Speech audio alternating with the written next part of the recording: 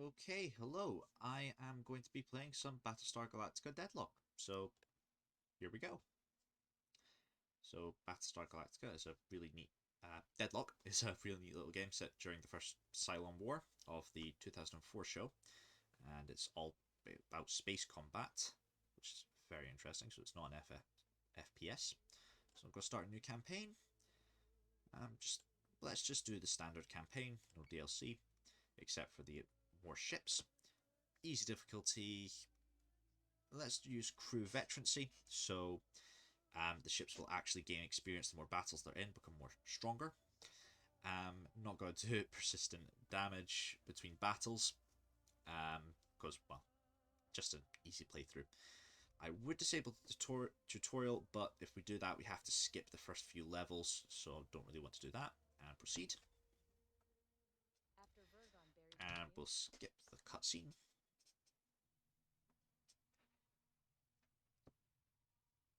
Oh, seems to be taking a little time to load.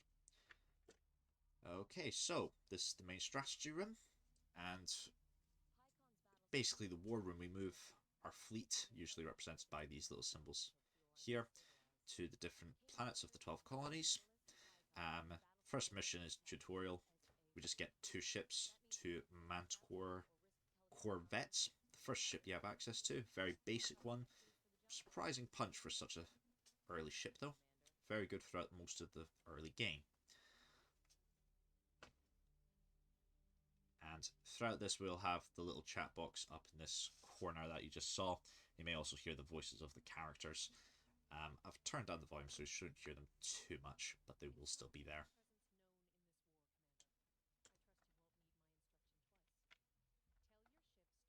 Okay, so start off. First mission, we got the Daedalus, or Daedalus, however it's pronounced. That's our main space station, and we're given these 2 corvettes. Now, if we click on this little projection of it here, this little ghost, that's where it's going. You can actually alter it. Click on the ship itself.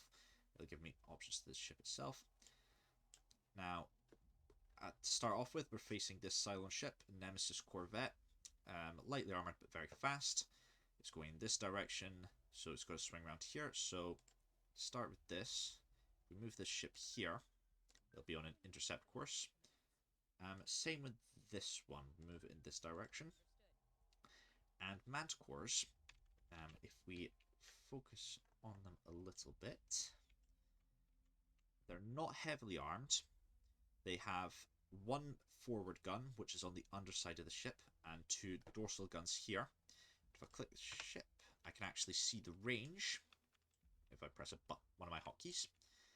And the forward gun is on the underbelly. I think that's called the ventral side.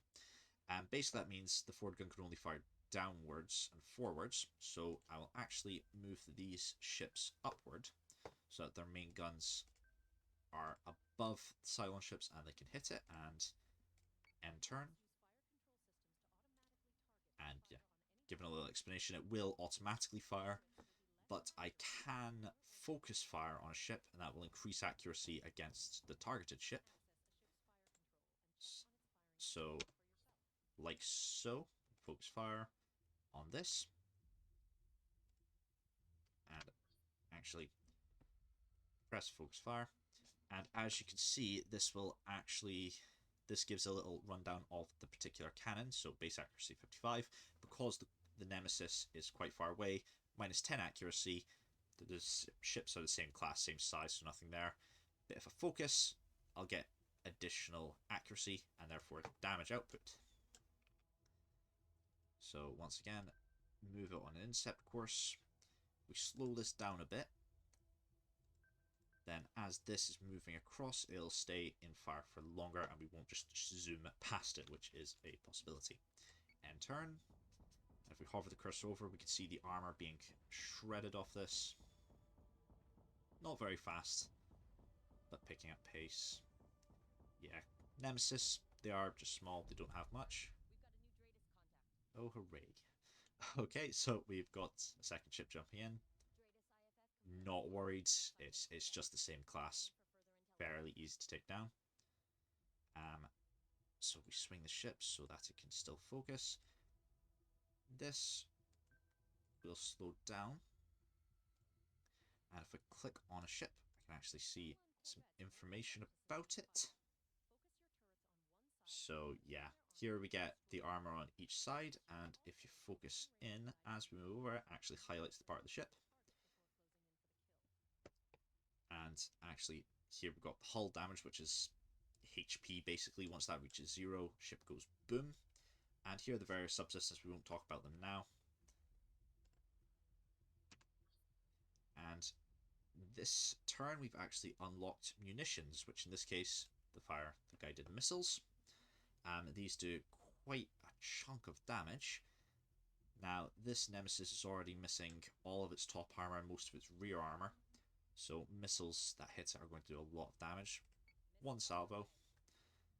And we won't need 2 full salvos just to take out this one, so we'll focus on the other ship and start softening it up. Okay.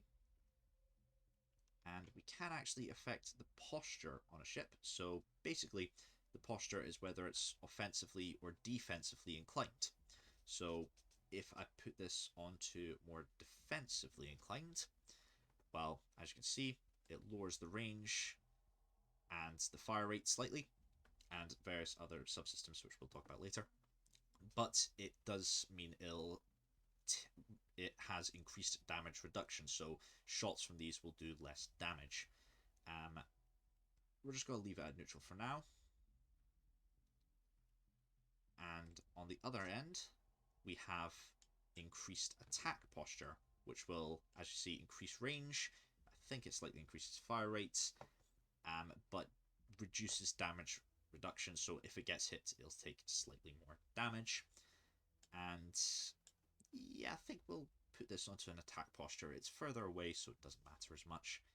They are more likely to target this, which is in fact actually the Lancer, it's called. This one is the Perseus. That's the name of the ships. And turn. As we can see, yep, they're hitting it fairly easy. Oh, taking some missiles of our own. Oh, kaboom. Okay, so that missile salvo from the Cylons actually told us more than you might think. Mentioned about the postures, how defensive and offensive increases attack or reduces it. So this ship only fired 1 missile, and if we actually look at the posture after we've set repairs, because we took some damage on this one, if we look at the posture itself, rather than just using the slider, we can see munition salvo size increased or decreased by the posture.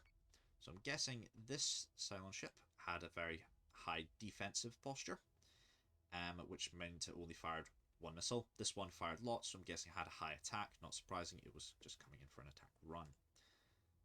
Now because they've lost their target, they're no longer focus firing, so switch it. Now they'll both attack that. Now, this level actually has a trigger, so no matter which ship takes damage, in this case, this one, the Lancer, took all the damage from those 2 missile salvos, my apologies, but both ships actually took some damage, so that's just a trigger that both ships got some damage. Doesn't matter too much. Alright, believe end the turn.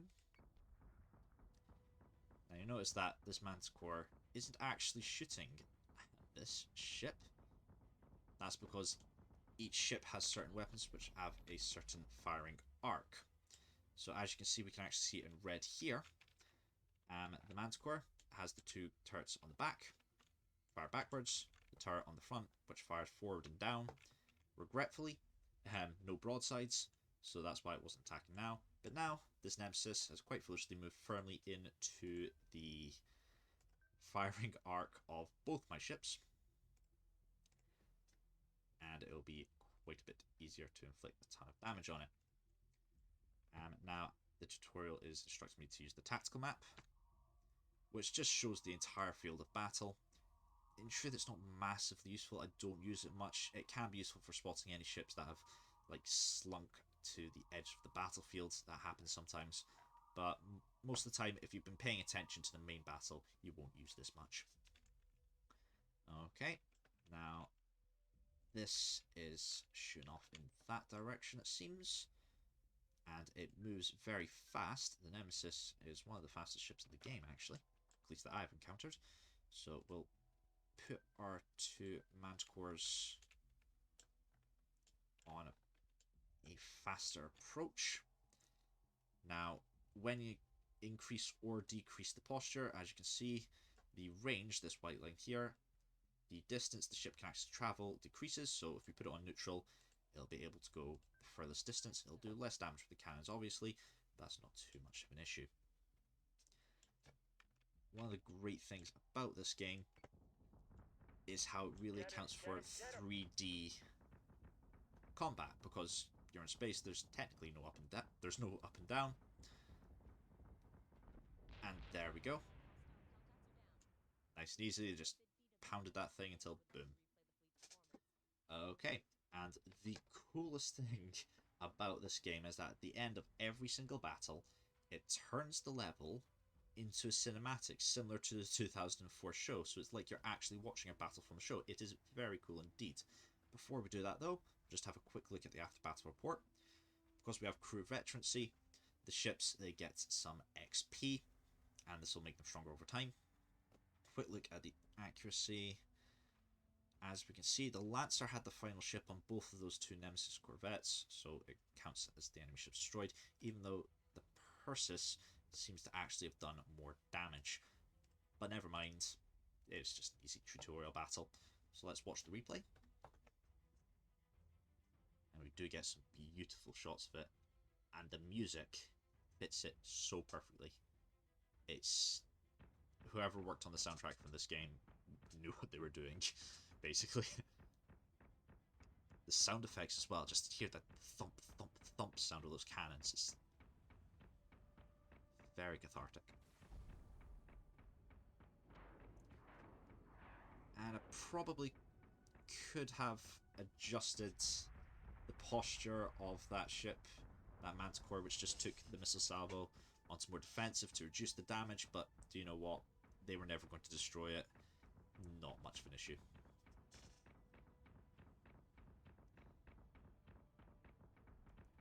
Get him, get him, get him! And there we go. Bang, bang, bang. Ending in a boom. Okay, well, thank you very much for watching. We'll leave it there for this one. I do hope you enjoyed the video, and yeah, see you next time.